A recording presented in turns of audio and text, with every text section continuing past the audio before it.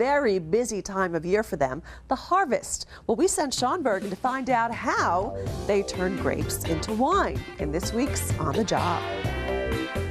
As the leaves take on an orange hue, the crisp days of autumn are clearly upon us. And in Long Island's wine country, that can only mean one thing. It's harvest time. Rich Harbage, head vintner at Bedell Cellars, has a foolproof technique for determining if the grapes are ripe for the picking. They start coming off.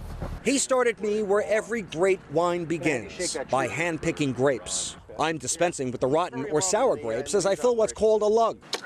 At the bigger vineyards, this is normally done by machine. And the one thing we can do in a winery this size is to make quality decisions like this. Once the lugs are full, they're loaded onto the back of a tractor and then brought up to the processing station. These grapes are perfect.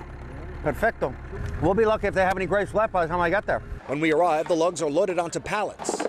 Then they're weighed before moving on to the next stage in the process. Rich leads us in the motivational clap, and then the grapes are dumped into a machine that separates the fruit from the stems. Next up, this conveyor, called a sorting table, where 6 of us clean out the remaining stems and try to avoid getting stung by bees. It feels kind of strange, doesn't it? You wear the gloves, though. I'm trying to become one with the grape. The pickers and the sorters will sift through nearly 7 tons of fruit on a typical day.